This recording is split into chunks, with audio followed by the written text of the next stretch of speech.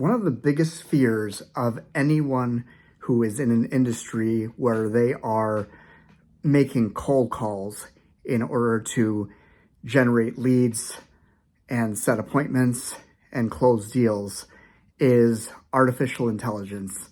Everybody's talking about it. Everybody's afraid that it's going to come for their jobs. So on this video, what I want to talk about is how I avoid sounding like AI when I am making cold calls. And for those who don't know, I am a real estate agent on a real estate sales team. This is not real estate investing. This is not wholesaling. This is real estate sales, helping people buy and sell property for top dollar on the active market. That's the bulk of what we do. So my job on the team is to make cold calls to property owners, build relationships with them, and through that process, I stumble across people who are looking to make moves, buying or selling, and I build relationships with them and, stay in touch with them over a period of time. And, many of them often end up reaching out to me and my team for help buying and or selling property. And so that's the perspective that I come at this with. That's the experience that I have. I've also generated leads in the insurance industry in the exact same way, basically in a business development role, calling property owners and talking to them about their home and auto insurance and things like that. But for the purposes of this, my expertise is in real estate sales in this regard. And how I avoid sounding like artificial intelligence is, first and foremost, I do what's called assuming the name.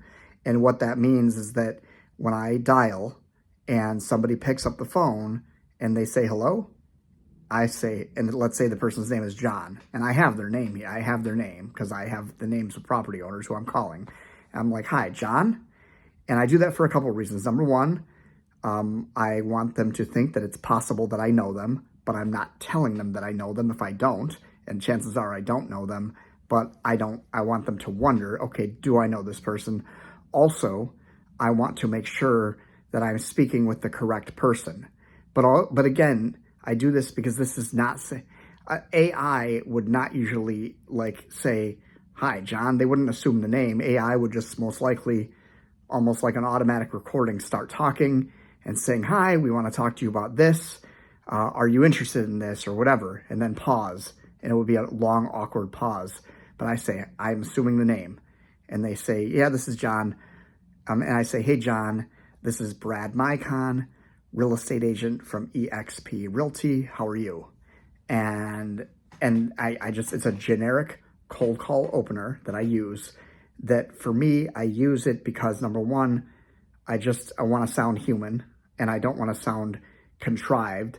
I don't want to sound like I'm trying to use some gimmick to get their attention. So I just introduce myself. And then what I do that AI probably never does, I would be shocked if AI does this. They'd say, I'm good, Brad, how are you? And I'm like, okay.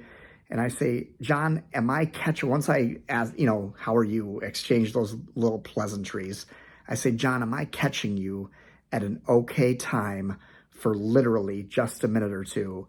And I say it that way. I say it that way because that helps elicit the response that I'm trying to elicit. But also I say it that way for literally just a minute or two. And I trail off that way because that's not artificial intelligence. Artificial intelligence is more robotic sounding. It's less conversational. It's just more robotic sounding, saying things that are, generic and things like that. So I try to just say, am I catching you at an okay time for literally just a minute or two?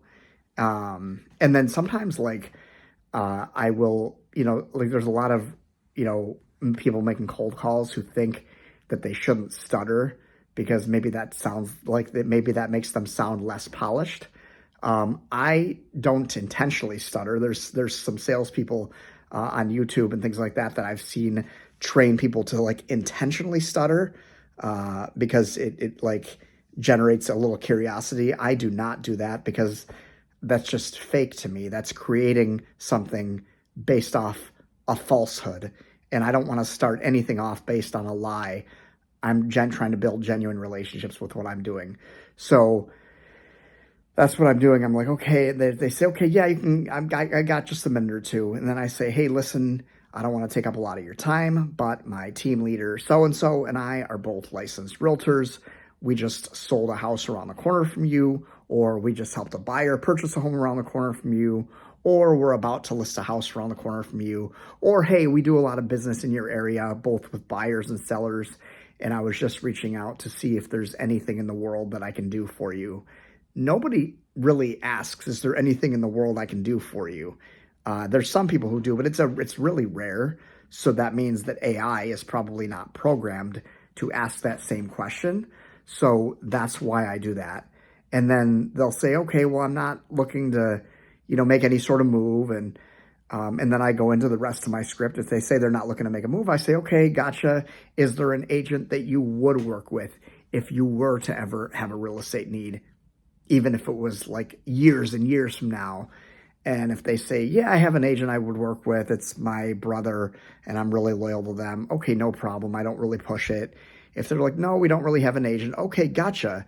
Well, the reason I'm asking that is, in the event that you do ever have a need, and I'm sure it won't happen, but on the off chance that it does, I would certainly love an opportunity to work with you when that time comes. Is it okay to stay in touch? And then they'll say, no, it's not okay or whatever. And, I just let that go. It's like letting a fish go back in the water. Or if they say, yeah, it's okay to stay in touch once in a blue moon, I say, okay, no problem. What is the best email address for you? And I ask if it's okay to stay in touch. And then I ask for the email and I get their email and I'm like, okay, hey, John, thanks for taking the call. I'm going to send you over my information in a couple of minutes. I really appreciate you taking the call. And have a great Thanksgiving or Happy New Year or Merry Christmas or Happy Holidays or hey, have a great weekend or day or whatever. And that's pretty much it. So doing it this way also, like when somebody is wanting to make a move, like I'm not jumping all over them trying to overcome objections, or if they don't want to make a move, I'm not trying to jump all over them overcoming objections. There's a lot of AI, I'm sure, that is designed to like try to overcome prospects' objections, and that's not what I do on my cold calls. And I talk about that in some of my other videos that you've hopefully watched. But part of it is like I don't want to overcome objections because the people on the other end of the phone who are receiving my cold call already, because it's a cold call, they probably are a little resistant. Not that they don't want to talk to me, but they're a little resistant because they might think I'm a scam, or they might think my call is spam, and they just flat out don't trust me. They don't know me, and they're also not thinking about real estate. And also, I'm catching them a lot of times when they're at work and they're busy and thinking about other things. So I'm not trying to give them a reason to put up a wall of resistance on a cold call. I'm trying to get them to open up. So, for example, if they do say they have a real estate need, I don't think AI is going as deep as I would and finding out what's making them want to move, like what's causing this potential real estate want or need, what their estimated time frame is, if they're looking to stay in the same area or a different area or whatever, if they're looking to move out of state, or if they're looking to upsize or downsize, and what sort of things in a home that they need, whether it's a basement, an attached garage, a pool, things like that. I don't think that AI is having this level of depth of conversation. So this is how I, as a real estate agent on a real estate sales team, make sure that I don't sound like AI. And to be honest with you, I'm telling you how I make it so that I don't sound like AI. But the truth of the matter is I don't have to try to not sound like AI. I just have to know that I'm going into this cold call before they ever even talk to me about a potential real estate need. My goal on this call is to build a relationship with this person, not trying to push or sell them on something. And I'm not trying to have a quick hitter conversation where it ends really quick. I'm literally trying to make a connection with them to establish a relationship. And AI is not going to do that. AI is going to be very programmed to just accomplish a certain result. Call as many people as they can to find someone who's going to list their house with them. And I just don't do that because that's what every real estate agent, even a human real estate agent, does, is they just call and they're very transactional. And so I don't want to be transactional. And so I'm not transactional. I don't really try to sound different than other agents. By like sheer willpower of trying to sound different. What I do is I simply have a different goal. And because I have the different goal of building the relationship, I sound like I'm trying to build a relationship.